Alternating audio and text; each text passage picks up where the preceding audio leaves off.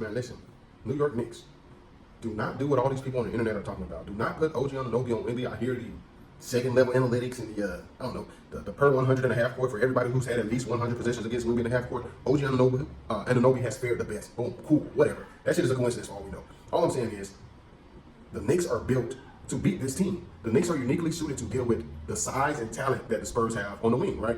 OKC was the only team deep enough to deal with them, but they weren't big enough and talented enough on the wing to keep up with these Spurs, because the Spurs guys are going to play defense, but you can expect 15 points from any one of them any given night, and any one of them any given night could actually be the team's leading scorer, right? OKC don't quite have that. Like, you don't expect 15 points a night from Dort or, you don't expect that, but you expect that with Keldon Johnson or Harper or, of course, Fox and Castle and Vassell. Like, so it's different, but the New York Knicks possess big, rugged defenders that those guards aren't used to dealing with. You can put OG on Wemby if you want to, but you can also dedicate him to one of the wings. Tell him to take Castle out of the series. Castle's not used to a big 6'8" guy. Some people say he's longer than that. I'm talking about OG. Pause. Don't play with me. Some people say OG is longer than that, right? He's 6'8". He plays in the paint. He defends paint players. So that putting your shoulder on him, Castle's not going to be able to do that with OG. You don't have to put him on strictly Castle. But all I'm saying is you get OG, you go with Mikal Bridges, who's 6'7", and you go hard. And all of a sudden, these Spurs wing players, these Spurs guards, right?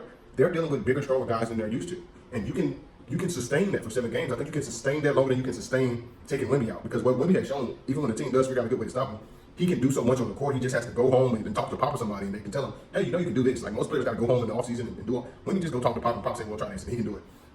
So even if you stop Wemby for a game or two, it's not really sustainable. I think you can put a sustainable game plan together that will force the Spurs to switch around what they do, man. That's how I would go with it. I would have Wemby out there on the wing, OG out there on the wing, bro. Let Carl and Mitchell and the other guys deal with Wemby and use your fouls wisely. That's how I would deal with Wemby.